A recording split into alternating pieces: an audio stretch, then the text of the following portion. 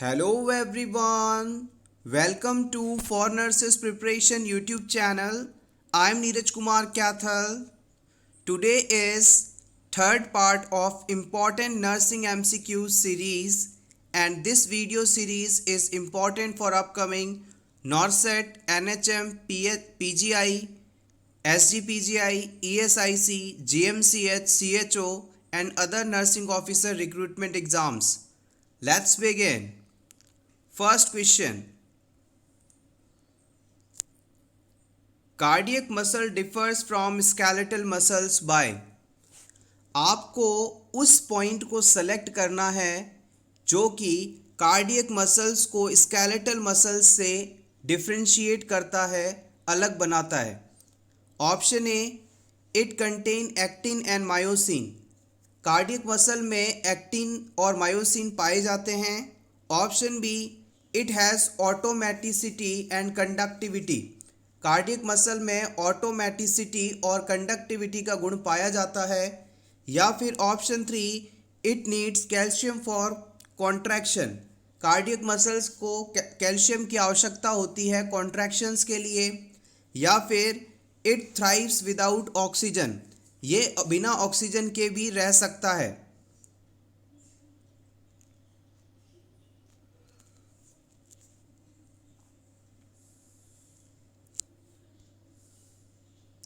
Option B is correct here. Cardiac muscle और skeletal muscle, ये दोनों ही जो मसल्स हैं, इन्हें डिफ्रेंशिएट करने के लिए एक बहुत ही इम्पॉर्टेंट फीचर है जिसके बिहाफ पर इन्हें डिफ्रेंशिएट किया जा सकता है. ऑटोमेटिसिटी और कंडक्टिविटी का फीचर. जो कार्डियक मसल्स होते हैं उनमें कार्डियक मसल फाइबर्स पाए जाते हैं जिसे आप ऑटो रिदमिक फाइबर्स के नाम से भी जानते हैं. Auto rhythmic fibres. इन ऑटो रिदमिक फाइबर्स के कारण ये कार्डियक मसल्स अगर बॉडी से बाहर भी निकाल दिए जाएं तो ये सेल्फ एक्साइटेबल हो सकते हैं, यानी इनमें अपने आप कॉन्ट्रैक्शन और रिलैक्सेशन का प्रोसेस चलता रहेगा. वहीं अगर आप स्केलेटल मसल्स को बॉडी से हटा दें तो इनमें किसी भी प्रकार की कॉन्ट्रैक्शन का जो प्रोसेस है वो नहीं देखा जाएगा. तो हम कह सकते हैं कि कार्डियक मसल्स स्केलेटल मसल्स की तुलना में अलग इसलिए हैं क्योंकि इनमें ऑटोमेटिसिटी का गुण पाया जाता है, यानी इनमें मौजूद ऑटो रिदमिक फाइबर्स के कारण ये खुद ही अपने आप में कॉन्ट्रैक्शन कर सकती हैं. इसके अलावा जो सेकंड इम्पॉर्टेंट फैक्टर है वो है कंडक्टिविटी. कंडक्टिविटी का मतलब है कि इम्पल्सेस का, मैसेजेस का एक जगह से दूसरी जगह तक पहुंचने का प्रोसेस. कार्डियक मसल्स के अंदर गैप जंक्शंस पाए जाते हैं और इन गैप जंक्शंस की वजह से कार्डियक मसल्स में इम्पल्सेस का ट्रांसमिशन बहुत ही तेज़ी से होता है, जो कि स्केलेटल मसल में बहुत ही स्लो देखा जाता है. This is the differentiation. Next question. Fertilization occurs in. Fertilization किस पार्ट में पाया जाता है? यूट्रस, फैलोपियन ट्यूब, पेल्विस या vagina?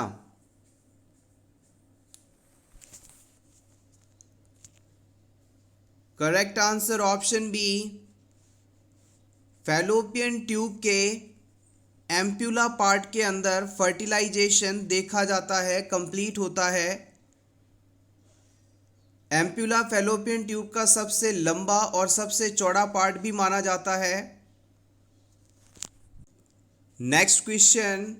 Anti-D should be given following RH positive delivery with in.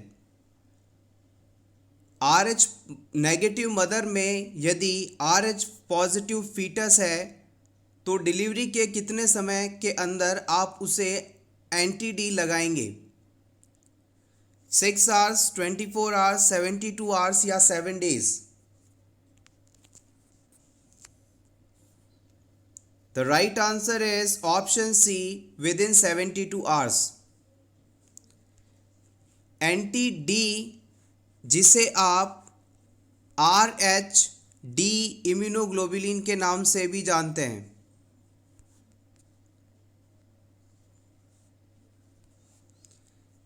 इसका इस्तेमाल जनरली 3 कंडीशंस में किया जाता है। अगर आप किसी RH नेगेटिव पर्सन को RH पॉजिटिव ब्लड दे रहे हैं तब आप इस एंटी-डी या RH-D इम्यून ग्लोबुलिन को एडमिनिस्टर करेंगे। दूसरी चीज़, किसी पर्सन में यदि इडियोपैथिक थ्रोम्बोसाइटोपेनिक परप्यूरा डिजीज़ है तो उसके ट्रीटमेंट में इसे दिया जा सकता है। तीसरी कंडीशन जो कि इस क्वेश्चन में बताई गई है, RH नेगेटिव मदर में यदि RH पॉजिटिव फीटस होता है और मदर के एंटीबॉडीज़ कहीं फीटस को डैमेज ना कर दें, उसे बचाने के लिए हम इसे एडमिनिस्टर करते हैं। अगर आपसे डोज और रूट की बात की जाए तो याद रखिएगा, इम्पॉर्टेंट भी है, लगभग 300 microgram anti D gamma globulin IM route से डिलीवरी के 72 घंटों के अंदर एडमिनिस्टर किया जाता है। 300 microgram intramuscular route with in 72 hours. Next question, action which halts the progress of a disease at its incipient stage and prevents complication relates to which stage of prevention? आपको बताना है कि किस लेवल ऑफ प्रिवेंशन के द्वारा हम किसी भी डिजीज़ की प्रोग्रेस और इसके कॉम्प्लिकेशंस को डेवलप होने से रोक सकते हैं, प्राइमरी, सेकेंडरी, टर्सरी या इन सभी के द्वारा।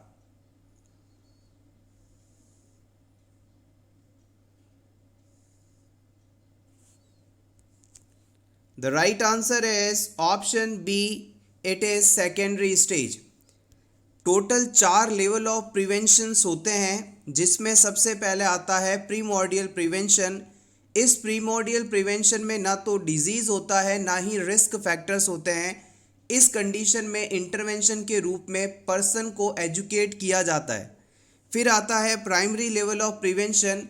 इसके अंदर डिजीज़ कॉजिंग जो फैक्टर्स हैं, रिस्क फैक्टर्स हैं, वो आ जाते हैं, लेकिन डिजीज़ नहीं हुआ होता और इस सिचुएशन में हम पेशेंट को इम्यूनाइज कर देते हैं, वैक्सीनेटेड कर देते हैं ताकि उसमें ये चीज़ डेवलप ना हो पाए। फिर आता है सेकेंडरी लेवल ऑफ प्रिवेंशन। इसका इस्तेमाल पर्सन में डिजीज़ डेवलप होने के बाद किया जाता है। पेशेंट को अब डिजीज़ हो चुका है तो उस डिजीज़ को हम आइडेंटिफाई करते हैं और उसका ट्रीटमेंट करते हैं। तो हम कह सकते हैं कि यहाँ इंटरवेंशन के रूप में डायग्नोसिस और ट्रीटमेंट का इस्तेमाल किया जाता है। लास्ट आता है टर्सरी लेवल ऑफ प्रिवेंशन। इसमें रिहैबिलिटेशन को इम्पोर्टेंस दी जाती है। इस कंडीशन के अंदर हम रिहैबिलिटेशन को इम्पोर्टेंस देते हैं। Next question, the gland that is located below hypophyseal fossa of sphenoid bone is. आपको उस ग्लैंड का नाम बताना है जो कि स्फेनॉइड बोन के हाइपोफाइसियल फोसा के जस्ट नीचे पाई जाती है। Adrenal, thyroid, pituitary, thymus.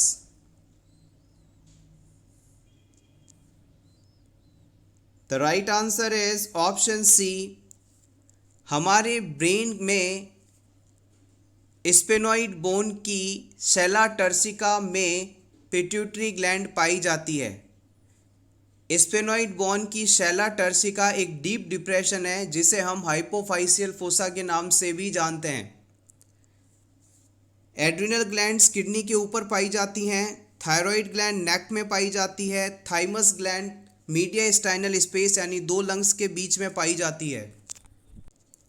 Next question, the suture line between 2 parietal bones.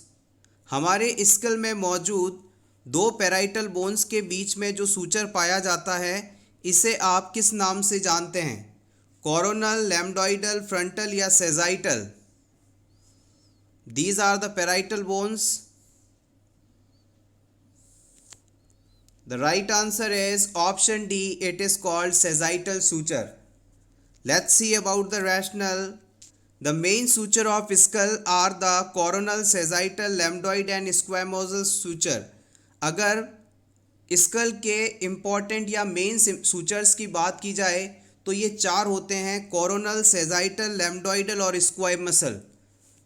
इसके अलावा एक मेटोपिक सूचर्स भी पाए जाते हैं जिसे आप फ्रंटल सूचर के नाम से भी जानते हैं। ये सभी में नहीं पाया जाता, ये कुछ अडल्ट्स में ही पाया जाता है। कोरोनल सूचर जो है दो पैराइटल बोन और फ्रंटल बोन को आपस में जोड़ने का काम करता है। मान लीजिए ये किसी पर्सन का स्कल है, ये इसकी फ्रंटल बोन है और ये दोनों पैराइटल बोन है। तो इन दोनों पैराइटल बोन्स को इस फ्रंटल बोन से जो सूचर ये जोड़ रहा है, इसे ही आप कोरोनल सूचर के नाम से जानते हैं। सूचर बेसिकली एक ऐसा कंटेंट है जो कि दो बोन्स को आपस में जोड़ने का काम करता है। नेक्स्ट सूचर की बात करते हैं जो है सेजाइटल सूचर, जिसे हमने अभी डिस्कस किया है, दो पैराइटल बोन्स के बीच में पाया जाने वाला। नेक्स्ट आता है लैम्डोइडल सूचर। ये पैराइटल बोन को ऑक्सीपिटल बोन से जोड़ने का काम करता है। स्कल में ये दोनों पैराइटल बोन्स हो गई साइड वाली, और इनके जो पीछे बोन सिचुएटेड होती है उसे हम ऑक्सीपिटल कहते हैं। तो लैम्डोइडल सूचर ये वाला सूचर है, दिस इज लैम्डोइडल सूचर। और इसकी आकृति को अगर आप गौर से देखेंगे तो ये एक लैम्डा शेप्ड स्ट्रक्चर फॉर्म करता है। ये लैम्डा शेप स्ट्रक्चर फॉर्म करता है, इसीलिए इसे लैम्डोइडल सूचर के नाम से भी जानते हैं। ये ऑक्सीपिटल बोन को दोनों पैराइटल बोन से जोड़ता है। नेक्स्ट आता है स्क्वैमोजल सूचर। ये हमारे टेम्पोरल बोन के स्क्वैमस पार्ट को पैराइटल बोन से जोड़ने का काम करता है।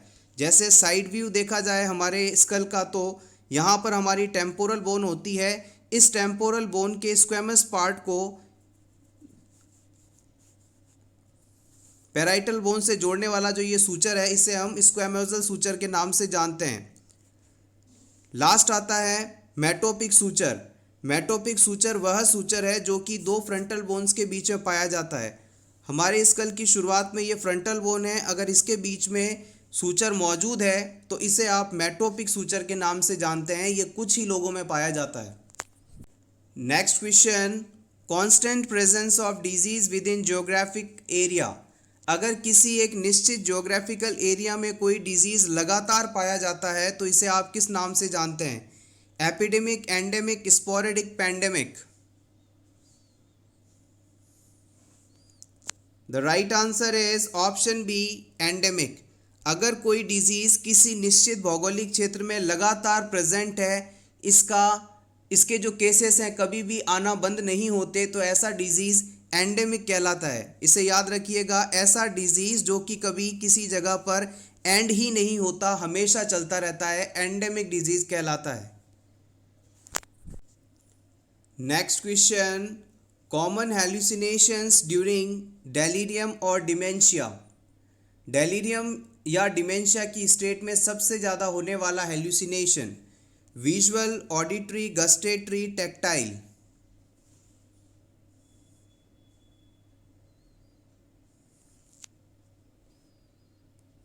The right answer is option ए। अगर किसी पर्सन में डेलीरियम या डिमेंशिया कंडीशन है तो वहाँ सबसे ज़्यादा विजुअल हेलुसिनेशंस देखने को मिलेंगे। विजुअल हेलुसिनेशंस का मतलब है कि पेशेंट को वह चीज़ें दिखाई देने लगती हैं जो वास्तव में वहाँ है ही नहीं।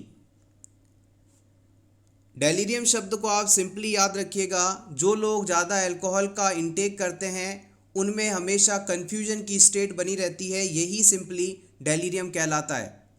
डिमेंशिया का मतलब है कि याददाश्त का कमज़ोर होना। Next question, the PLISSIT model is for. PLISSIT model किससे संबंधित है? Sex therapy, spiritual therapy, family therapy, behavioural therapy.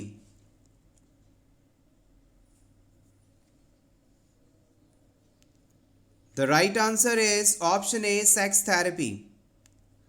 PLISSIT शब्द का फुल फॉर्म होता है permission, limited information, specific suggestion, intensive therapy.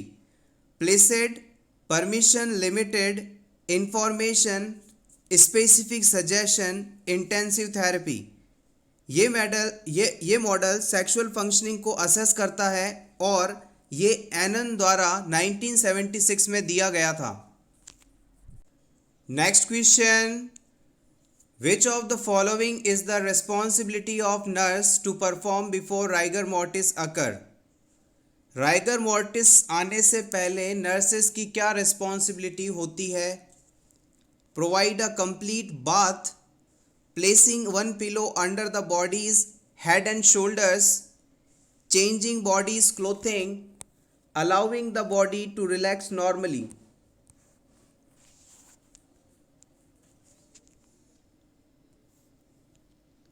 The right answer is option B. Rigor mortis शब्द का मतलब है डेथ के बाद किसी भी डेड बॉडी का अकड़ जाना, स्टिफ हो जाना। डेड के बाद, डेथ होने के बाद 3 से 4 घंटे बाद बॉडी में रिजिडनेस या स्टिफनेस जो आती है उसे ही हम राइगर मॉर्टिस कहते हैं। इस राइगर मॉर्टिस के आने से पहले हमें पेशेंट की डेड बॉडी को पिलो का सपोर्ट देना है और ये पिलो पर्सन के हेड और शोल्डर्स के नीचे रखा होना चाहिए।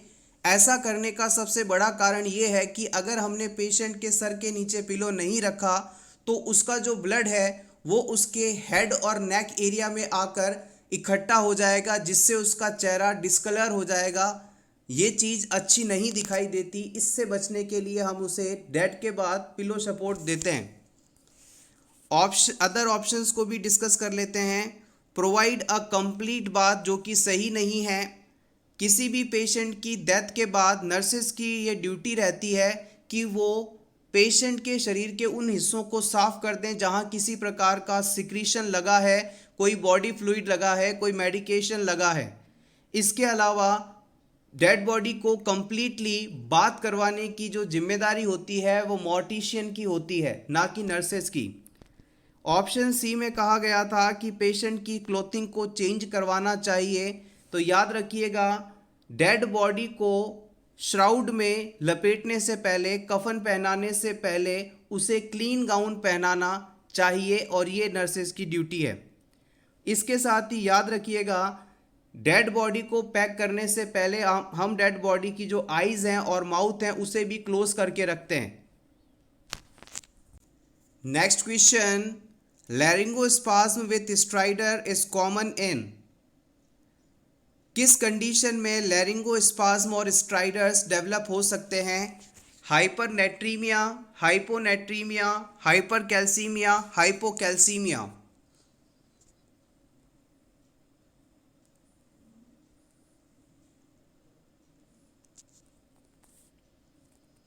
The right answer is option D. It is hypocalcemia. अगर किसी पर्सन में कैल्शियम का लेवल 8.5 से कम होने लगे तो ये कंडीशन हाइपोकैल्सीमिया कहलाती है और इस कंडीशन में मसल्स स्पाज्म डेवलप होते हैं।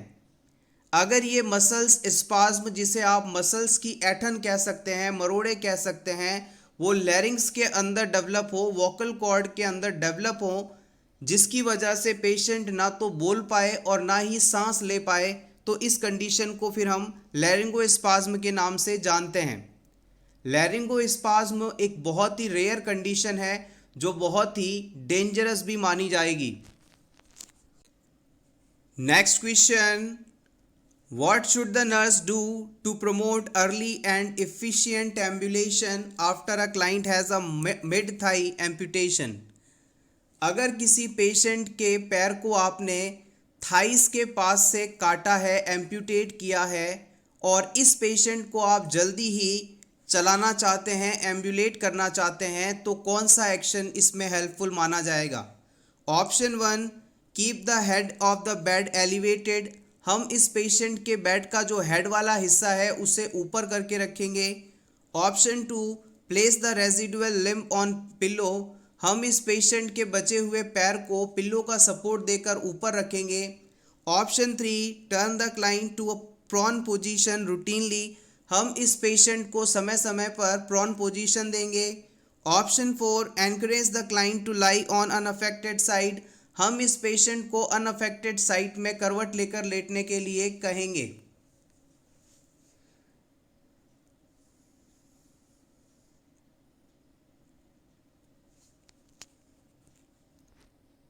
The right answer is option 3।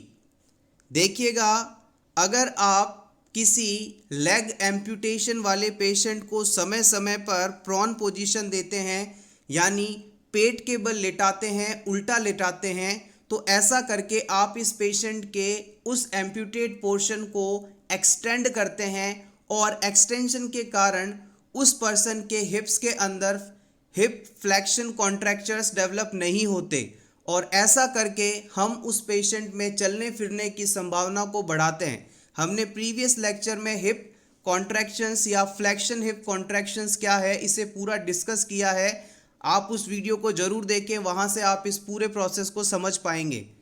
Option 1 और 2 के अंदर हम अगर पेशेंट के सर वाले हिस्से को उठाकर रखते हैं या एम्प्यूटेड पार्ट को पिलो का सपोर्ट देकर ऊपर रखते हैं, तो इन दोनों ही प्रोसेस के अंदर जो पेशेंट है उसे हम फ्लेक्स पोजीशन में ला रहे हैं, यानी उसका जो बॉडी पार्ट है उसे नॉर्मल पोजीशन से फ्लेक्स कर रहे हैं और फ्लेक्शन पोजीशन के कारण पेशेंट में hip contractions flexion hip contractions develop हो सकते हैं, इसलिए हम इन्हें नहीं इस्तेमाल करेंगे।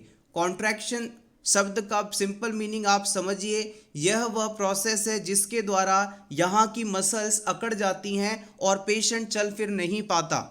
फोर्थ ऑप्शन की बात करें तो अगर पेशेंट को आप अनअफेक्टेड साइड पर करवट दिलाकर लेटने के लिए कहेंगे तो ऐसा करने पर भी पेशेंट में फुल एक्सटेंशन नहीं होगा और एक्सटेंशन ना होने की वजह से फ्लेक्शन कॉन्ट्रैक्शंस डेवलप हो सकते हैं और पेशेंट को चलने फिरने में भविष्य में दिक्कत आ सकती है।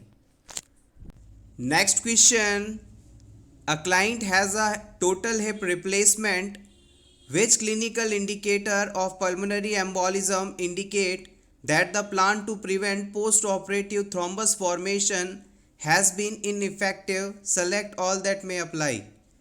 किसी क्लाइंट को आपने टोटल हिप रिप्लेसमेंट करवाया और इस पेशेंट में कौन से सिम्टम्स ये बताते हैं कि उसमें पल्मोनरी एम्बोलिज्म के डेवलप होने को रोकने के लिए जो मेथड्स इस्तेमाल किए जाने थे वो सही तरीके से इस्तेमाल नहीं किए गए हैं। आपको उन सभी को सेलेक्ट करना है जो यहाँ पर सही हों। Option 1 flushing of the face, option 2 unilateral chest pain, option 3 elevation of temperature, option 4 sudden onset of shortness of breath, option D pain rating increases from 2 to 8 in hip।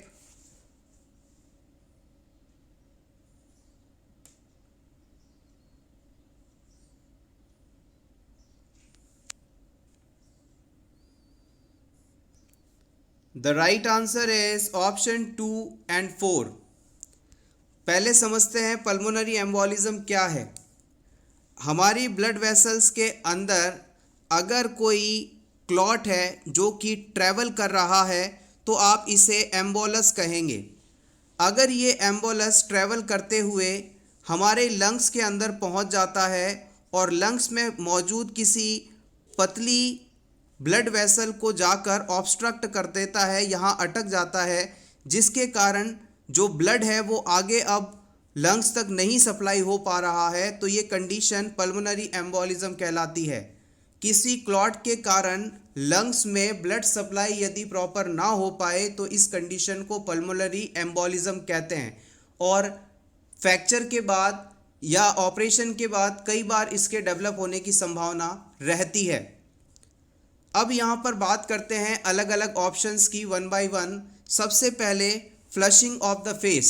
अगर पेशेंट का चेहरा अचानक लाल हो जाता है तो ये चीज़ पल्मोनरी एम्बोलिज्म से रिलेटेड नहीं है, इसका क्लासिकल साइन नहीं है, तो ये इसमें नहीं देखा जाता, ये इससे रिलेटेड नहीं है।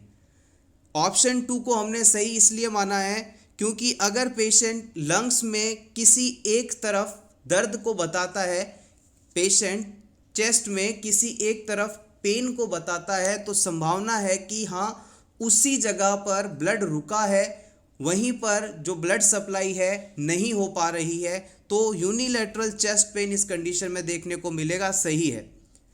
अगर किसी पेशेंट का टेम्परेचर बढ़ जाता है तो ये इन्फेक्शन को बताता है, ना कि पल्मोनरी एम्बोलिज्म को।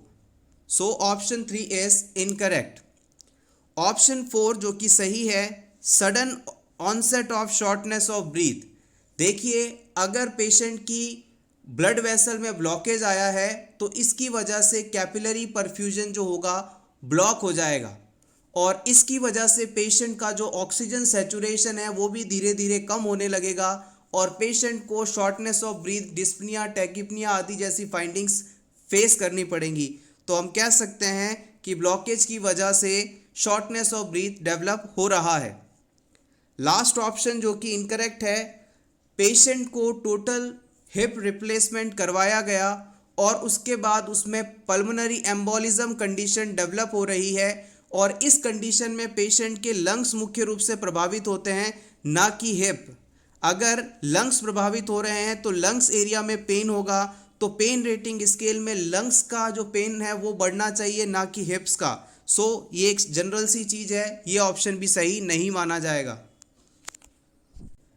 Next question, if somebody is bleeding from the nose, the first step should be, अगर किसी पर्सन को एपिस्टैक्सिस हो रहा है, नोज ब्लीडिंग हो रहा है, तो सबसे पहला स्टेप क्या होना चाहिए? आइस पैक अप्लाई करेंगे, नोज को प्रेस करेंगे, ब्रीथ नाक से सांस लेने के लिए कहेंगे, या फिर हम जो नाक के अंदर ब्लड आ रहा है उसे छींक के साथ बाहर निकालने के लिए कहेंगे?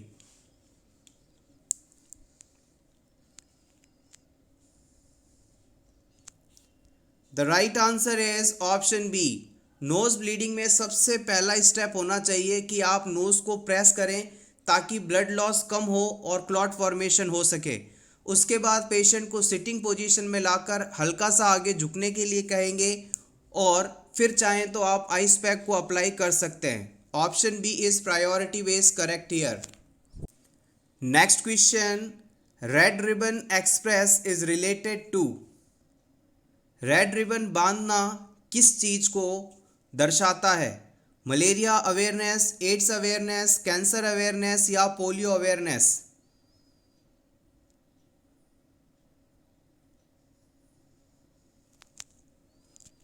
The right answer is option B.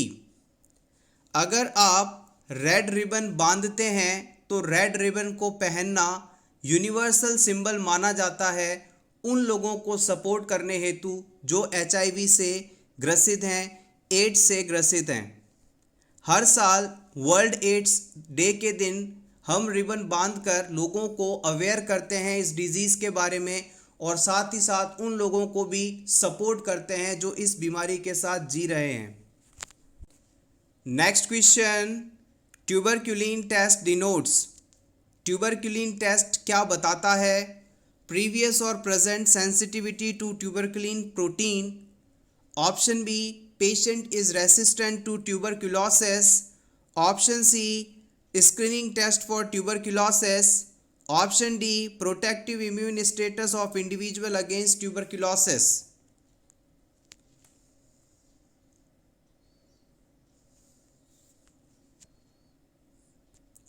The right answer is option C. याद रखिएगा, मॉन्टेक्स टेस्ट, जिसे आप मेंडल मॉन्टेक्स टेस्ट के नाम से भी जानते हैं, ये टीबी डिजीज़ या ट्यूबरकुलोसिस को आइडेंटिफाई करने के लिए इम्पॉर्टेंट स्क्रीनिंग टेस्ट के रूप में इस्तेमाल किया जाता है। Next question, exclusive breast feeding helps in, exclusive breast feeding करवाने का क्या फ़ायदा है? ये डायरिया को कंट्रोल करने में मदद करता है, ये रेस्पिरेटरी ट्रैक्ट इन्फेक्शन डेवलप होने से बचाता है, ये इम्यून सिस्टम को बेहतर करता है, या ये सभी फंक्शंस?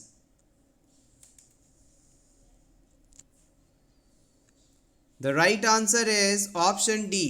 याद रखिएगा, ब्रेस्ट मिल्क के अंदर इम्यूनोग्लोबुलिन ए पाया जाता है और इस इम्यूनोग्लोबुलिन ए की वजह से बच्चे में इन्फेक्शन होने की संभावना कम हो जाती है।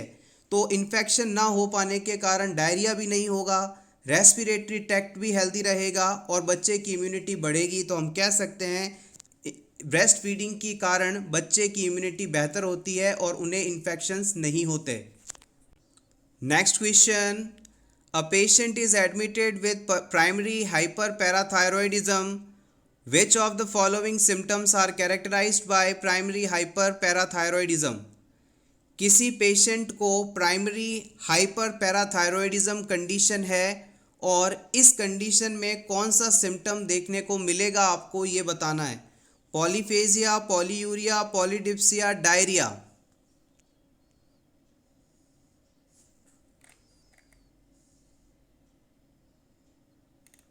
The right answer is option B, hyperparathyroidism. अगर किसी क्लाइंट में पैराथायरॉयड ग्लैंड ज़्यादा फंक्शन करने लगे, हाइपर एक्टिव हो जाए, तो वो ज़्यादा मात्रा में पैराथायरॉयड हार्मोन का सिक्रीशन करेगी और यही कंडीशन हाइपर पैराथायरॉयडिज्म कहलाता है। पैराथायरॉयडिज्म जो है दो प्रकार की होती है। पहला है प्राइमरी हाइपर पैराथायरॉयडिज्म और दूसरा है secondary hyper parathyroidism. Primary hyper parathyroidism condition में जो पैराथायरॉयड ग्लैंड है उसका साइज बढ़ जाता है और इसके कारण पैराथायरॉयड हार्मोन का ज़्यादा सिक्रीशन होने लगता है। सेकेंडरी हाइपर पैराथायरॉयडिज्म वह कंडीशन है जिसमें पहले कोई डिजीज़ होता है और इस डिजीज़ के कारण ये ग्लैंड हाइपर एक्टिव हो जाती है और इसका प्रोडक्शन बढ़ने लगता है। हमारे बॉडी में जो पैराथायरॉयड हार्मोन यहाँ से सिक्रीट होता है, इसका सबसे बड़ा काम है कि ये हमारे बॉडी में कैल्शियम की मात्रा को रेगुलेट करता है। शरीर में कैल्शियम कम होने पर ये इसे बढ़ाता है। इस हाइपर पैराथायरॉयड कंडीशन के कारण पेशेंट की जो बोन्स हैं इजीली ब्रेकेबल हो जाती हैं, यानी ऑस्टियोपोरोसिस डेवलप होता है, क्योंकि जैसे ही हमारे बॉडी के अंदर ये हार्मोन सिक्रीट होता है, ये बोन से कैल्शियम निकाल कर ब्लड को दे देता है और इससे कैल्शियम का लेवल रेगुलेटेड रहता है। अगर ये सिक्रीशन ज़्यादा होगा तो ज़्यादा मात्रा में बोन से कैल्शियम निकाल कर ब्लड को दिया जाएगा तो बोन्स कमज़ोर हो जाएंगी, खोखली हो जाएंगी। इसके अलावा हाइपर पैराथायरॉयडिज्म कंडीशन होने पर किडनी स्टोन्स बढ़ने की संभावना बढ़ जाती है, एक्सेसिव यूरिनेशन देखने को मिलता है, एब्डोमेन पेन होता है, डिप्रेशन हो सकता है, याददाश्त कम हो सकती है, बोन जॉइंट पेन हो सकता है और पेशेंट को लगातार बीमारों जैसी फीलिंग आती है, नोज़िया वॉमिटिंग होती है, भूख नहीं लगती है। ये सभी सिम्टम्स इसमें देखे जा सकते हैं। Next question, mitral valve is also referred to as. Mitral valve को आप और किस नाम से जानते हैं? Tricuspid valve, pulmonary valve, aortic valve या bicuspid valve? The right answer is option D. याद रखिएगा, हमारे हार्ट के लेफ्ट एट्रियम और लेफ्ट वेंट्रिकल के बीच में बाइकस्पिड वाल्व पाया जाता है, इसे ही हम मिट्रल वाल्व के नाम से भी जानते हैं। Next question, blood moves from right atrium to right ventricle. हमारे हार्ट के राइट एट्रियम से राइट वेंट्रिकल में ब्लड किससे होता हुआ गुजरता है, किस वाल्व से गुजरता है? एरोटिक, ट्राइकस्पिड, बाइकस्पिड या none of these?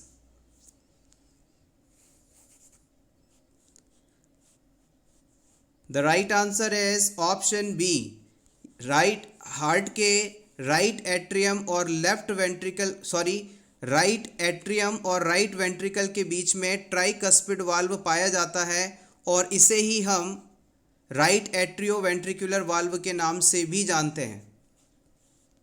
Next question, after the fertilized ovum has implanted itself, the endometrium is known as। Fertilized ovum को अपने अंदर इम्प्लांट करने के बाद एंडोमेट्रियम क्या कहलाती है? पेरीमेट्रियम, डेसिडुआ, मायोमेट्रियम या सभी? The right answer is option B, it is called decidua. Pregnancy के दौरान एंडोमेट्रियम, जो कि यूट्रस की सबसे अंदर वाली लेयर है, डेसिडुआ नाम से जानी जाती है। Next important question, vaginal canal normally has. Vaginal canal के लिए कौन सा स्टेटमेंट सही है? यहाँ एसिडिक एनवायरनमेंट होता है, एल्केनाइन एनवायरनमेंट होता है, न्यूट्रल एनवायरनमेंट होता है या फिर कुछ भी कह पाना यहाँ के लिए डिफ़िकल्ट है।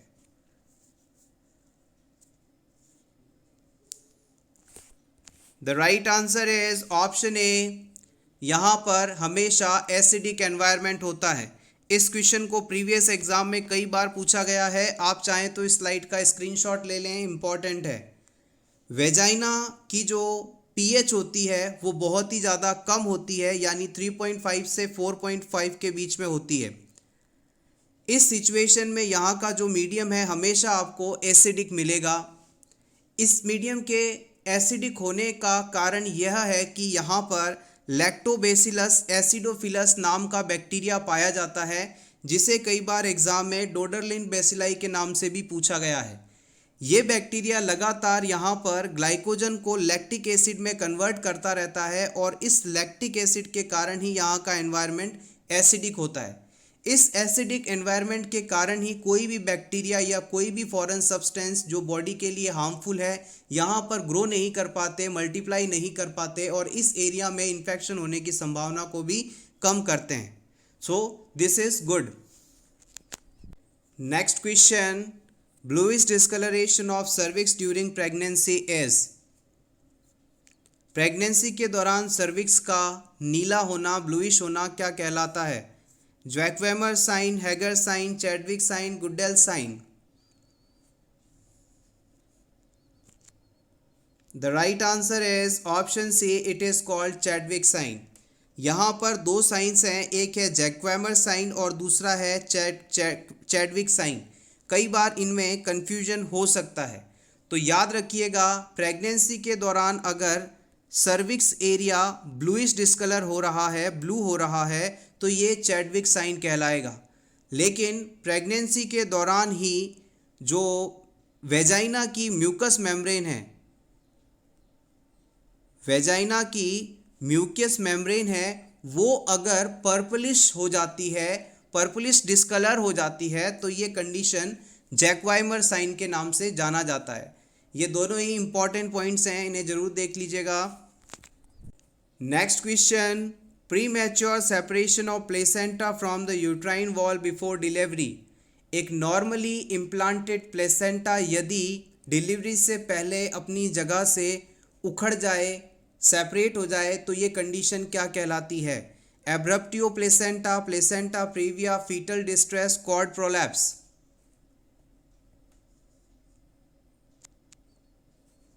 The right answer is option A, it is called abruptio placenta।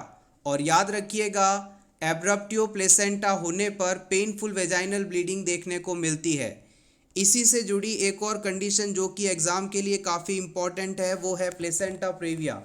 Placenta previa वह कंडीशन है जिसमें प्रेगनेंसी के दौरान जो प्लेसेंटा है वो सर्वाइकल ओएस को पार्शली या कंप्लीटली कवर कर लेता है। अगर किसी वुमेन में प्रेगनेंसी के दौरान प्लेसेंटा सर्विक्स पर ओपनिंग वाली जगह पर पूरी तरह से या कुछ हिस्सा उसका ब्लॉक कर दे, तो ये कंडीशन प्लेसेंटा प्रीविया कहलाती है और इस कंडीशन में पेनलेस वेजाइनल ब्लीडिंग देखने को मिलती है। Next question, oxytocin is. Oxytocin क्या है?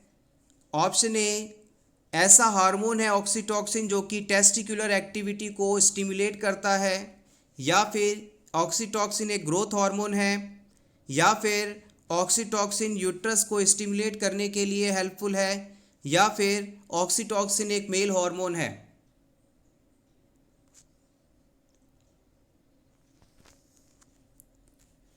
The right answer is option C. याद रखिएगा डिलीवरी या लेबर प्रोसेस के दौरान यूट्रस में कॉन्ट्रैक्शंस स्टिमुलेट करने के लिए, शुरू करने के लिए ऑक्सीटॉक्सिन हेल्पफुल माना जाता है। Option C is correct here. Next question from oxytocin. Oxytocin causes all except. इन चारों में से कौन सा फंक्शन ऑक्सीटॉक्सिन से रिलेटेड नहीं है? Lactogenesis, milk ejection, contraction of uterine muscles, myoepithelial cell contraction.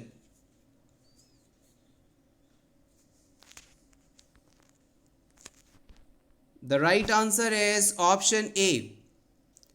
देखिए लैक्टोजेनेसिस का मतलब होता है मिल्क का निर्माण करना, फॉर्मेशन ऑफ मिल्क, और इसके लिए प्रोलैक्टिन नामक हार्मोन रिस्पॉन्सिबल है, ना कि ऑक्सीटॉक्सिन।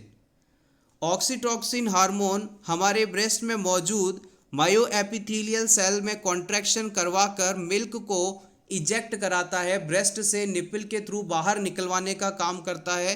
तो ये ऑप्शन दोनों ही सही हैं।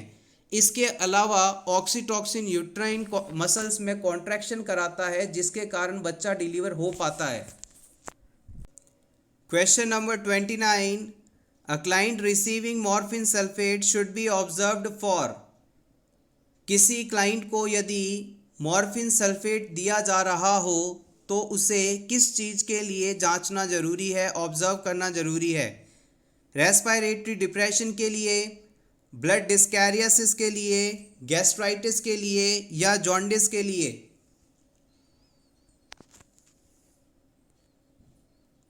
The right answer is option ए। जब भी किसी पर्सन को आप मॉर्फिन सल्फेट देते हैं तो उसमें जो रेस्पिरेशन है वो स्लो हो जाता है, पेशेंट में रेस्पिरेटरी डिप्रेशन हो सकता है, तो इसलिए इस चीज़ को असेस करना लगातार ज़रूरी रहता है। मॉर्फिन सल्फेट का इस्तेमाल हम उन पेशेंट में पेन मैनेजमेंट के लिए करते हैं जिन्हें सीवियर या मॉडरेट लेवल का पेन हो रहा हो। मॉर्फिन सल्फेट एक ओपियोइड ड्रग है जो कि बॉडी में सेंट्रल नर्वस सिस्टम के ओपियोइड रिसेप्टर से जुड़कर एनाल्जेसिक इफेक्ट प्रोड्यूस करवाते हैं। मॉर्फिन सल्फेट का निर्माण ओपियम से होता है और मॉर्फिन सल्फेट का एंटीडोट नैलोक्सोन है जो कि नार्किन नाम से अवेलेबल रहता है। Next question, the muscle covers the shoulder and back of neck is. उस मसल का नाम बताएं जो कि शोल्डर और नेक के पीछे वाले पार्ट में पाई जाती हैं। Trapezium, masseter, bicep, टेम्पोरालिस।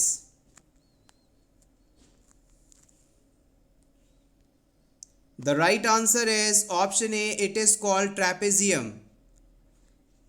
शोल्डर के पीछे, नेक के पीछे ट्रेपेजियम मसल्स पाई जाती हैं।